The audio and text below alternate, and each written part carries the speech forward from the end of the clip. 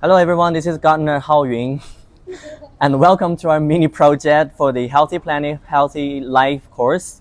With me, we're from Group 2, me and Isiana and Kuhanish.